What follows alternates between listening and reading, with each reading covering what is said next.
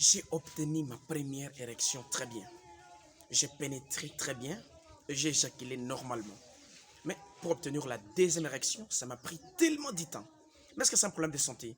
Mais est-ce que c'est une forme de dysfonctionnement érectile? Si oui, alors comment mettre fin à cela? Voilà là les différentes questions que les gens me posent.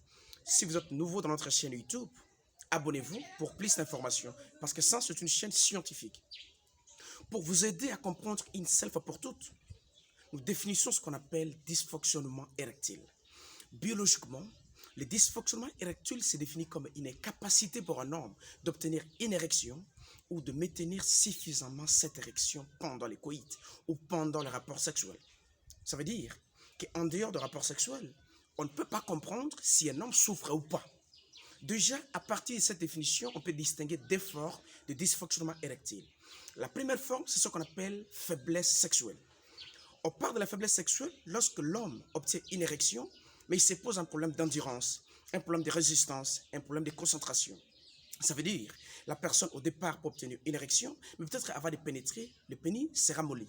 Ou la personne pénètre très bien, mais brutalement à l'intérieur, le pénis devient flasque. C'est ça la faiblesse sexuelle.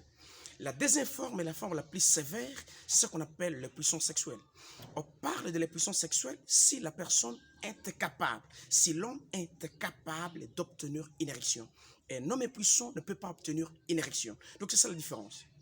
Alors si vous déjà au départ, vous avez une érection, vous pénétrez très bien et vous éjaculez normalement ce qu'on appelle le premier coup.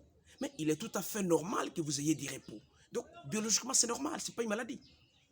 Mais si ça vous demande beaucoup de temps pour obtenir la deuxième érection, mais là, ce n'est pas forcément la faiblesse sexuelle. Parce que vous, pendant les rapports sexuels, pendant les coïts, vous fonctionnez très bien. Mais vous avez vraiment un problème de fatigue. C'est-à-dire qu'il te faut beaucoup de temps pour obtenir la deuxième érection. Là, ça devient un problème de santé. Et on parle de la céphalomyélite myalgique, c'est-à-dire le syndrome de fatigue chronique.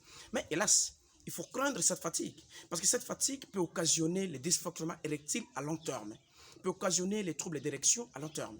Alors, quelles sont les causes de cette fatigue et comment mettre fin à cela? Tout dans la prochaine vidéo. Abonnez-vous pour plus d'informations scientifiques. Merci.